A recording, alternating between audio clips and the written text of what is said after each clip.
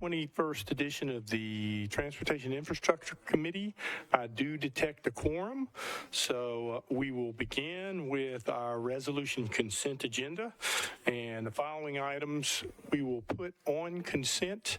At the conclusion of this meeting, we'll try to get through the agenda in time to hear from Brad Freeze of NDOT, who's going to give us a brief presentation about traffic calming. So let's begin by getting through the agenda item, and I'll just identify them by number. If you want to pull anything, let me know.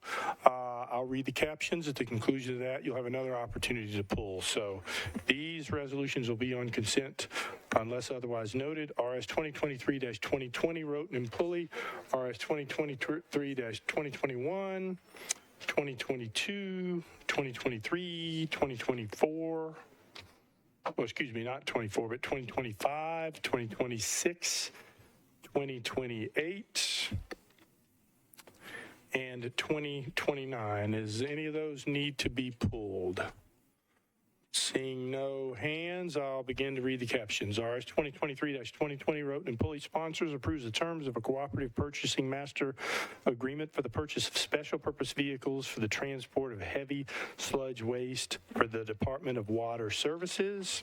RS 2023-2021, Sledge and other sponsors approves the participation agreement between the Metro Department of Water and Sewage Services and Development Street Development LLC to provide stormwater infrastructure improvements through funding the design and construction of an improved stormwater system. RS 2023-2022, Sledge and other sponsors authorizes the Metro Department of Water and Sewage Services to enter into a utility relocation contract number 9313 with Tennessee Department of Transportation to construct PIN number 125526.08 SR-1 from Division Street to near Volte Boulevard in Nashville. RS 2023-2023, Roten and other sponsors approves two amendments to two agreements between the Metropolitan Government and the Tennessee Department of Environment and Conservation concerning maintenance of closed solid waste disposal facilities. RS 2023-2025, Evans and other sponsors approves an intergovernmental agreement between the Tennessee Department of Transportation and the Nashville Department of Transportation for repairing existing pavement failures and resurfacing of 0.660 miles of Old Hickory Boulevard. RS 2023-2026, Roberts and other sponsors authorizes Camden Nations LLC to construct and install an aerial encroachment at 4901 through 5003 Louisiana Avenue and 4908 through 5010 Tennessee Avenue. RS 2023-2028, Roten and other sponsors approves Amendment 2 to an agreement between the TDOT and NDOT for the acceptance of work in connection with the construction of Hart Lane from east of Whitney Park Drive to near SR6 in Davidson County. RS 2023-2029, Roten and other sponsors approves a Bloomberg Initiative for Cycle Infrastructure Grant application from Bloomberg Philanthropies to NDOT to provide consultant and technical assistance in finding creative solutions to deliver safer, more comfortable bike lanes. Can we keep it down a little bit in here while we go through this agenda? Anybody want anything pulled from the agenda? Seeing none, I'll take a motion for the consent agenda. All right, moved and properly seconded. All in favor? All opposed? Seeing none, we recommend approval of the consent agenda. Now I'm going to go through the bills on second reading, which we have on consent. That's BL 2023-1692, 1693, 1695, 1696, 1697, 1698, 1699, 1700, 1701, 1702, 1703, 1704, 1705, 1706, and 1707. Does anything need to be pulled from consent out of those I just identified? All right, I'll go through the captions and you'll have another opportunity at that time. BL 2023-1692, Withers and other sponsors adopts the Geographic Information System street and alley centerline layer with the recordation of renaming, additions, and deletions of acceptances and abandonments as reflected on the centerline layer to date as the official street and alley acceptance and maintenance record for the Metropolitan Government of Nashville and Davidson County. Bill 2023-1693, cash sponsors, provides an honorary street name designation of 1 Vanderbilt Way for the entirety of Kirkland Circle. Bill 2023-1695, tombs and other sponsors, authorizes the granting of temporary construction easements to Piedmont Natural Gas Company, Inc. on property owned by Metropolitan Government located at 0 Brick Church Pike and 1354 Brick Church Pike. Bill 2023-1696, Roten and other sponsors, approves a contract between Metropolitan Government and PSI Water Technologies, Inc. to provide microcolor on-site hypochlorite generation system parts and services. Bill 2023-1697, O'Connell and other sponsors, authorizes the Metropolitan Government to abandon an existing public utility easement for property located at 730 8th Avenue South. Bill 2023-1698, Withers and other sponsors, authorizes the Metropolitan Government to accept a new public sanitary sewer main, sanitary sewer manholes, and easements for property located at 3105 Hamilton Church Road. Bill 2023-1699, Withers and other sponsors, authorizes the Metropolitan Government to accept new public water and sanitary sewer mains, fire hydrant assemblies, sanitary sewer manholes, and easements for property located at 3161 Hamilton Church Road. Bill 2023-700, O'Connell and other sponsors, authorize the Metropolitan Government to accept new water and sanitary sewer main, fire hydrant assembly, and sanitary sewer manhole for property located at 825 6th Avenue South. Bill 2023-1701, Cash and other sponsors, authorizes the Metropolitan Government to abandon fire hydrant assembly for property located at 1215 21st Avenue South. Bill 2023-1702, Parker and other sponsors, authorizes the Metropolitan Government to abandon existing public water main and easements and to accept new public water main for properties located at 1233E Lishi Avenue and 1300 North 5th Street.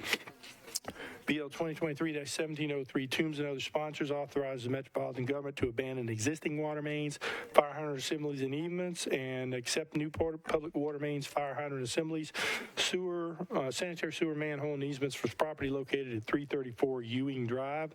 Bill 2023-1704, Withers and other sponsors, authorizes the Metropolitan Government to accept the relocation of existing public water main for property located at 1421 Rural Hill Road. Bill 2023-1705, Withers and other sponsors, authorize the Metropolitan Government to accept new public water main and fire hydrant assembly for property located at 1613 Corporate Place. Bill 2023-1706, Gamble and other sponsors, authorize the Metropolitan Government to accept new public water and sanitary sewer mains, fire hydrant assemblies, sanitary sewer manholes, and easements for property located at 3500 Brick Church Pikes. And finally, Bill 2023-1707, Sledge and other sponsors, authorizes the Metropolitan Government to accept new public sanitary sewer main and sanitary sewer manhole for property located at 600 Southgate Avenue. Of those I've identified, does anybody need to pull any off consent? All right, seeing no hands, I'll take a motion for the consent agenda. All right, moved and properly seconded. All in favor? Any opposed? We recommend approval of the consent agenda for bills on second reading. Now we'll go to item number 9 on the agenda, BL 2022-1449. O'Connell and other sponsors creates Chapter 2.153 of the Metro Code, establishing a bicycle and pedestrian advisory commission. Do I have a motion? Moved and properly seconded. Councilman O'Connell has an amendment. I saw him in here a minute ago. There he is. Councilman O'Connell. Thank you, Chair. I believe this overall bill is deferred by rule, and I'll look to Ms. Darby to confirm. Okay. It's coming back on the calendar, and so we are deferred by rule, and so we'll... We have to defer on the floor. I understand. Okay. All right, I was under the impression it had to be deferred on the floor, so my apologies. I think we're good. Yep, thanks. Okay, thank you. Item number 10, BL 2023-1689, Parker sponsors, creates a permit program for parklets and streeteries in Davidson County and establishing a fee structure for such licenses. and amending Chapter 13.32 by adding a new section to be designated Section 13.32.166 of the Metropolitan Code. Do I have a motion? All right, moved and probably seconded. Any discussion on the bill? Seeing none, all in favor? Any opposed? This bill passes. Last item on the agenda, BL 2023-1690, Syracuse and other sponsors amends the Metro Code to establish a stormwater capacity fee. We have a motion on the bill. All right, moved and properly seconded, and there is a proposed amendment. Does somebody want to move the amendment so that Councilman Syracuse can speak to it? Amendment is moved and properly seconded. Councilman Syracuse? Thank you, Chair. This is mostly housekeeping. It adds whereas clauses that bring clarity, greater clarity to both Metro and the development community as far as how this procedurally will work. Thank you, Councilman Syracuse. Councilman Rowland. So as I understand it, it takes the language about aggregate cost and changes it to per project, I think. So if someone has a super large parcel that's big enough to be above that cap and they develop it in phases, then they would pay a fee for each phase. Is that what it's doing? I'll ask. Who do you want? Okay. Mr. Snyder. Mr. Snyder, the floor is yours. Thank you, Chair. That's correct, Councilman Rowland. Okay, I appreciate that adjustment. Thank you. All right. Councilman Verger. Thank you, Chair. This isn't a committee I'm on, right? I don't think so. No, but we are welcome to hear from you anytime. Thank you so much, Chair. Thank you. Just quick question, and I was meaning to ask this in budget, didn't know, but do these fees have the potential of being waived like some of our other fees as it relates to development? Who are you directing that towards? Mr. Snyder, back at you. Thank you, Chair. No, they're not intended to do that. That's not to be waived. Chair, do we have something that would prevent that? I know some of the other fees, some years ago, it was challenged, and it was because we didn't have actual language that did not solely express that it was a fee that could not be waived. I'll defer to our counsel for that question. I don't have an answer, but I can look that up for you and get back with you. Is that good for you, Councilmember Verger? Okay, thank you. Councilmember Hurt? Thank you, Mr. Chair. So does this mean that arbitrarily we can just decide we're going to add another fee onto these stormwaters for a capacity fee whenever we choose to do so? Or is it something specifically causing this increase? Would you like to address that, Councilmember? Sure, thank you, Chair. So this is really a game-changing private-public partnership between our development committee and Metro. This is something we've worked on for the past 2 or 3 years. So the quick example is if you are developing your piece of property, you're having it developed, then you are responsible for the infrastructure improvement on your site. What is a little more complex from the public engineer perspective is that it connects to all of the downstream infrastructure. And so sometimes that takes a lot of more review time to figure out whether that downstream infrastructure can handle the increased load. So where this is a win-win is that the development community has said, sure, give us a fee so that you all can get a pile of money that you can go and fix downstream infrastructure projects, and then it gives the development review process a much shorter time. So time is money. Development community gets a win out of this. Metro gets a win out of this, and they have a pot of money to be able to be more proactive about addressing some downstream infrastructure improvements. Councilmember Hurt, does that help? So with the improvements that could be pending, how will that be prioritized, being that we would now have funds available in order to address them? Because we still have stormwater issues all over. I'd like Mr. Snyder to come up and answer that, but I know that where we need to, the metrics we need to use is based on the engineering need. That sets the priority, and I'll let Mr. Snyder speak to that, or Mr. Potter speak to that. I think Mr. Potter's tired of Mr. Snyder bouncing back and forth. Yeah, so he's Mr. just gonna Snyder stay is up here. getting way too much attention. So Go ahead, Mr. Potter. the money collected in the combined system will be spent in the combined system, and the money collected in the MS4 will be spent in the MS4. So in the MS4, I mean outside of, like, generally speaking, the downtown area. So we'd have to segregate the money that way, but we would use our normal way of allocating funds such that it would be health, safety, property protection, and then nuisance. So we would use our same approach to fund projects as we always have. Councilmember Hurt, back to you. Okay, thank you. Thank you. Any other questions? Yes, Councilmember Vercher. Just one last thing, Chair, and I don't mean to belabor the point, because there's been great work on this. There was also exploration for impact fees, somewhat similar in this vein before the state did what the state did. So I just want to make sure that we don't end up right back where we are as it relates to the fees being waived, because that's a decision that's usually made outside this body. That's part on the development side of the process. So in addition to it being researched as it relates to if this fee can be waived or will not be waived,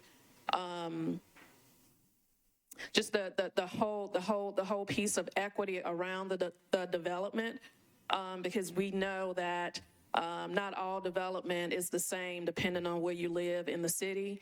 Some developers, depending on where they develop, they never opt to have fees paid because they genuinely believe in investing in the community, and they see it as their actual project. They're coming in being an actual asset to the community. Whereas other communities, you have some developers that look to have every fee possible waived, and we've seen even with the in lieu fee for sidewalks, we've seen how and on paper the policy looks great, but in practice it doesn't get us to where we need to get to as it relates to having those coffers for our infrastructure.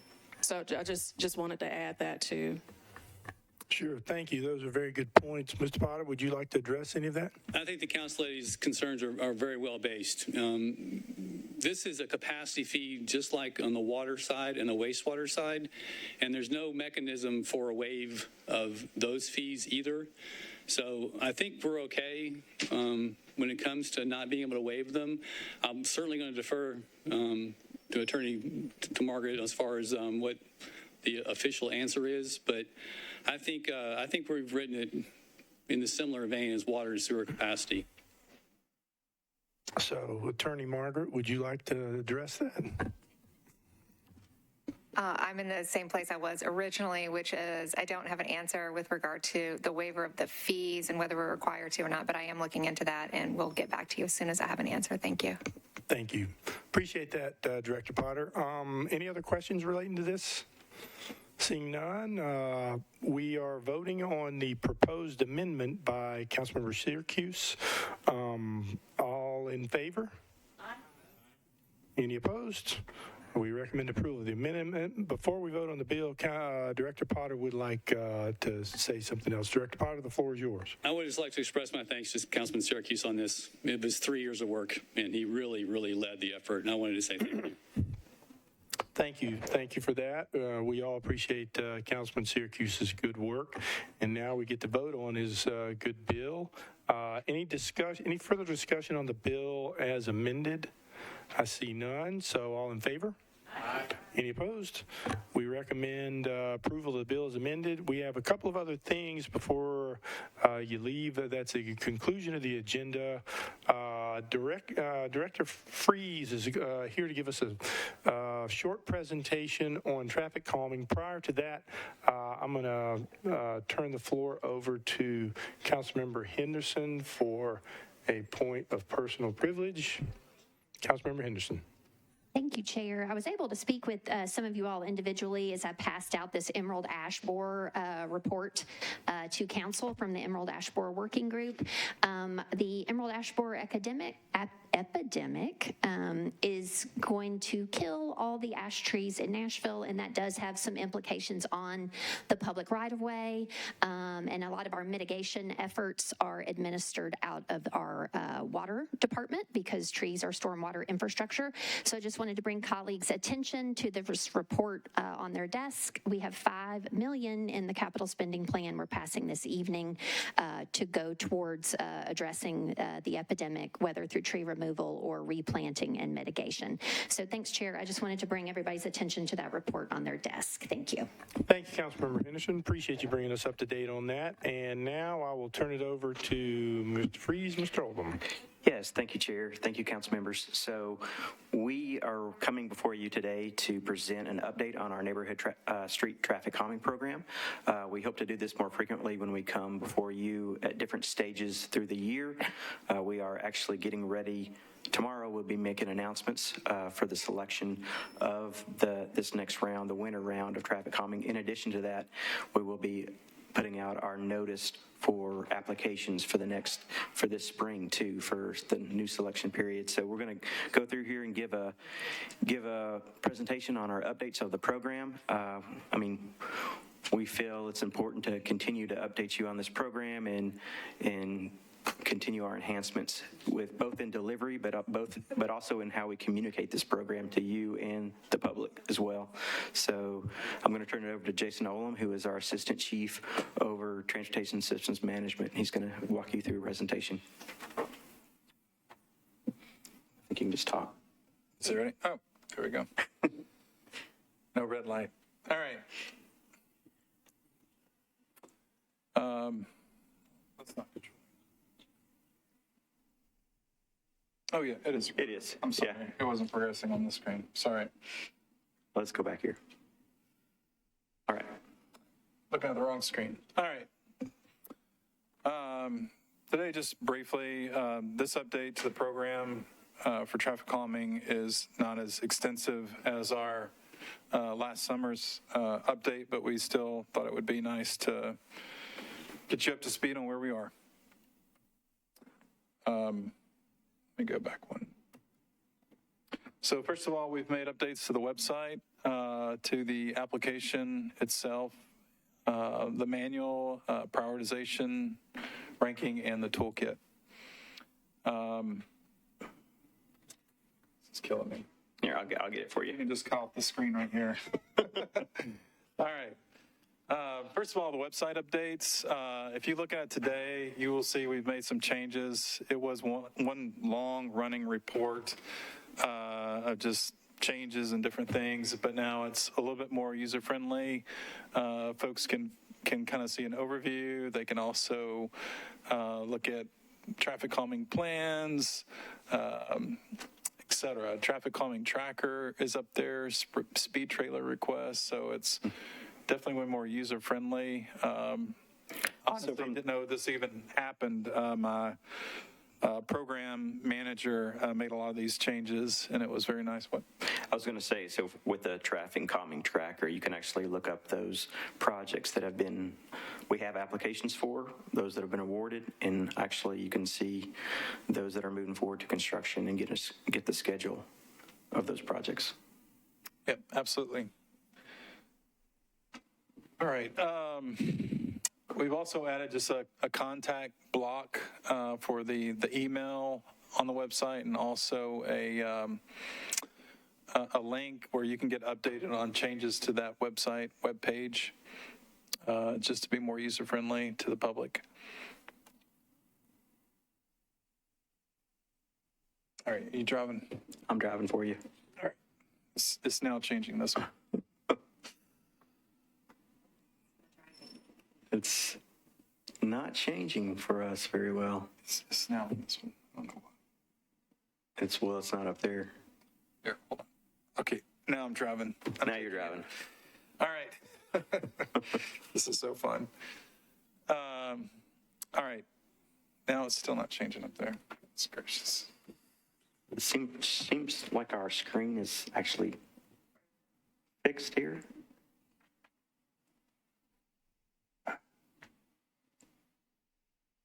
There you go. All right.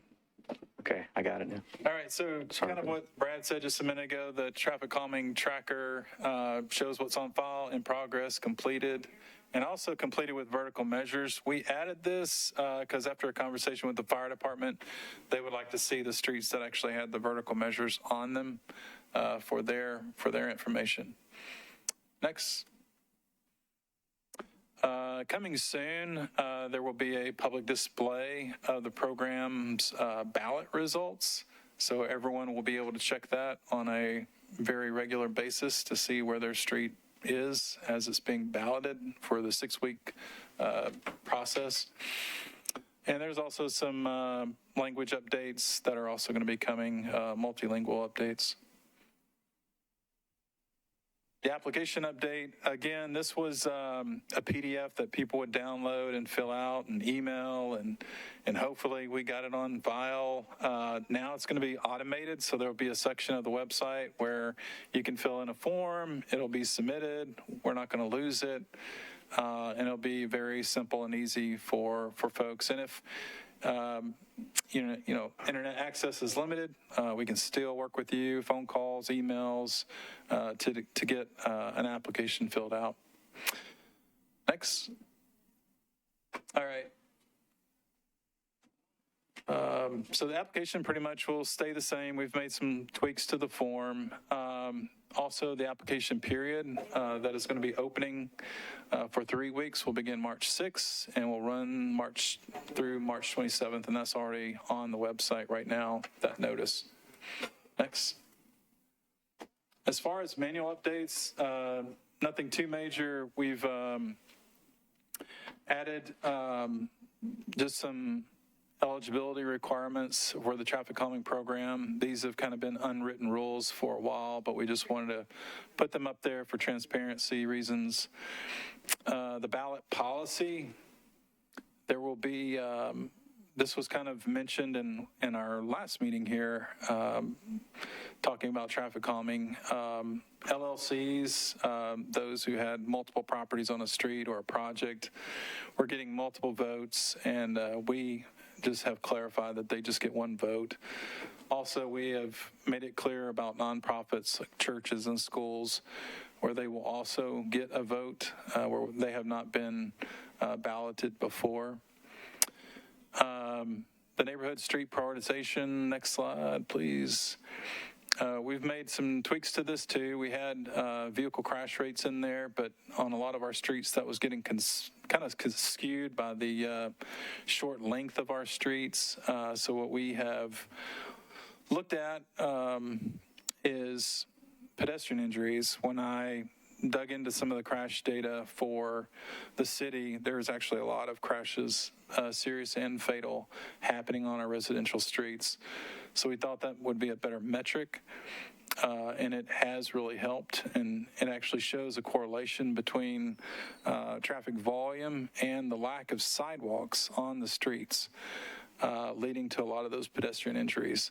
So we wanted to capture that. We also added volume as that probability index. So let's see. We've also looked too at survivability and weighted that appropriately. Next slide. So we've made some changes to the toolkit just to reflect some of our latest strategies that we're implementing. We had a lot of features that had not been installed that we were not proposing in our meetings, so we just wanted to clarify that and update that toolkit. Next. And that's all. Gil Thomas was definitely instrumental in a lot of these updates and helping with the presentation slide deck. Any questions? Yeah. Councilmember Sledge. Thank you, Chair. I'm not on the committee, so I'll make it real quick. One, I wanted to offer just profound thanks to the department for the feedback on the property owners, LLCs. Thank you for being responsive to that. I think it's going to help our communities a lot. One just quick question / suggestion. I saw the the tracker, the map, and I noticed, unless I'm doing this wrong, I don't know that it's distinguishing between, when it has active traffic calming projects, between those that have been approved and those that are still in progress.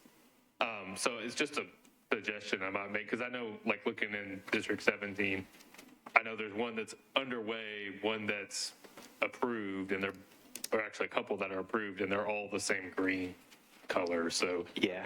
I don't want to create any constituent.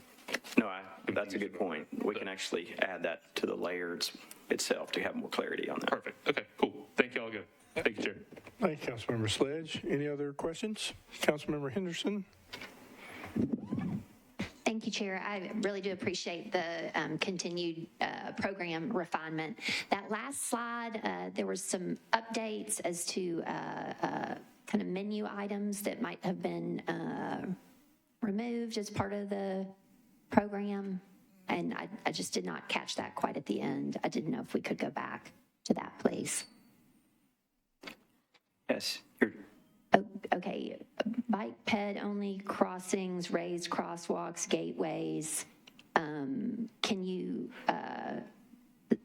yes, speak to that, please? We can speak to that. Okay. So those are still part of other programs. They're not specifically part of the traffic calming program. So when we talk about safe routes to school, neighborways projects, we're not taking those away as strategies. We're just taking those away from calling them specifically out as part of the neighborhood calming program.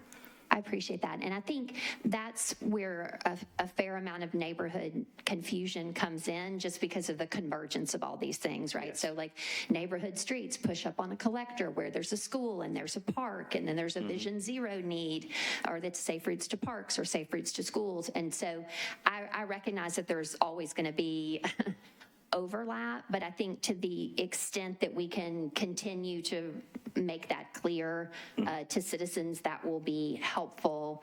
To that end, I think I've made the suggestion, I know this sounds silly from a semantic standpoint, but neighborhood street traffic calming program, I don't know if there should be an S on streets. Like I know you all added those words because there was confusion in the community about where do we do these traffic calming, and that you all were going to confine it to neighborhood classified streets per the major and collector street plan. So I understand the desire to, but again, it's a lot of words, and then we create an acronym, and then it's just another layer with another layer. So, everybody calls it the traffic calming program. If we need to make the distinction that it's only on neighborhood streets, then I would encourage you to say neighborhood streets traffic calming program, not anyway. I understand. Yeah. Yeah. I appreciate that. And then, so when folks now land here with all these great resources, I'm looking forward to sharing these with constituents. Are we intending to sort of layer in similarly, whether it's safe routes to schools, programming, Vision Zero, will that start to look similar from an access and community clarity standpoint? Yes, we hope to have that as well hosted on site. One day we want this all together on one layer in there. Right now we're not completely there. We're working on that with ITS and Metro ITS with our GIS layers. But yes, we will have all intention of actually having the same type of public outlet for this information. Okay, I appreciate that. And then as to funding from the council side, so whether through like our capital spending plan, we've talked about when this cohort of council came in that all this stuff used to just be in a $30 million paving bucket, right? So we couldn't see the bikeways, we couldn't see the traffic calming, we couldn't kind of track that to be accountable. I appreciate now we've kind of separated traffic calming. Can you speak to, or are we looking at kind of buckets within buckets? I know we have funded Vision Zero money per the Vision Zero plan. We're funding traffic calming, but I wonder a little bit about where, and I know we fund bikeways, but where kind of safe routes to schools, safe routes to parks, because those seem to be somewhat of the bridge between Vision Zero and traffic calming. So I just wonder, I know those programs have federal grant funding opportunities, but are we making safe routes to school or safe routes to parks? Where is that fitting from a funding and accountability standpoint, please? It would be in our Vision Zero program, actually, but Okay, got traffic it. calming is separately funded within our Vision Zero program, but it's a $4 million bucket, but that would be in our Vision Zero program. Pilots and initiatives like that are in our Vision Zero bucket. I appreciate that. So bigger Vision Zero bucket, buckets within buckets, Yes. traffic calming and safe routes. It can be tracked separately. then. Yes. Okay, appreciate that. Thank you, Chair. Thank you. Councilmember Allen, you had questions? Or It was similar, just, my one question was just specifically about the raised crosswalks, because those seem very effective, and I just wondered why they're not an option on neighborhood streets anymore. The fastest way to respond to that is just the volume of streets that we're trying to handle is way higher than any other city probably in the country. So we are, the time requirements for, and I guess the dollar amounts too, for designing and constructing, it's more expedient to try other devices to slow vehicles down. And we're not saying a crosswalk isn't needed. We're not saying a raised crosswalk isn't needed, but evaluating those types of locations, those types of improvements, we'd like to evaluate those in traffic engineering and have a capital project to implement that, you know. And if it were next to a school, then maybe it falls under the Safe Route to School umbrella. That's correct. Yeah, exactly. That's correct. And we're really just trying to make sense of where we're spending dollars on what type of initiatives. So. thank you, Councilmember Allen. Any other questions for the NDOT team? Chair. Where are we? Oh, Councilmember Henderson. And if I could, I did want to kind of point out a conversation that I've had with NDOT previously and with schools as well. You know, when we are designing schools and we're budgeting for them, you know, we talk about the associated sidewalks and kind of, you know, where that funding comes from and how we model that. And to Council Lady Allen's point, I think often where we're feeling like we might need a raised crosswalk sometimes is more largely in vicinity of libraries, parks, schools, and so forth. So I would just encourage us through our capital planning process, all the kind of associated infrastructure to access these actual buildings that we are funding, that we figure out how to put that into the model. Similarly, when we make a major capital sidewalk investment, what I'm finding, and I've shared this with NDOT colleagues, is people are disconcerted because in the walk shed to the sidewalk that is helping them get to the park, they can't get across the street, or they want traffic calming on the nearby neighborhood street to be able to get to the sidewalk that we've invested in. So I think it's important when we are scoping, you know, a major infrastructure like an intersection improvement, a major capital sidewalk, that we're looking at the walk shed to that and getting those extra things added at that time, and not making a major capital investment from a sidewalk and then saying to a nearby neighborhood, okay, now get at the back of the line of traffic calming, because we were already over there touching the ground trying to make sure that that was better from an investment standpoint. So I think, Chair, I just wanted to mention that because I think it builds on what Council Lady Allen was adding or requesting. So thank you. Thank you, Councilmember Henderson. Any other questions for the NDOT team? Seeing none, I want to thank you all for coming and taking your time to present to us like you have and keep us updated. I appreciate that very much. Thank you, Chair. And any other agenda items anybody wants to discuss? Seeing none, this concludes the meeting of the Transportation and Infrastructure Committee. Thank you all for coming.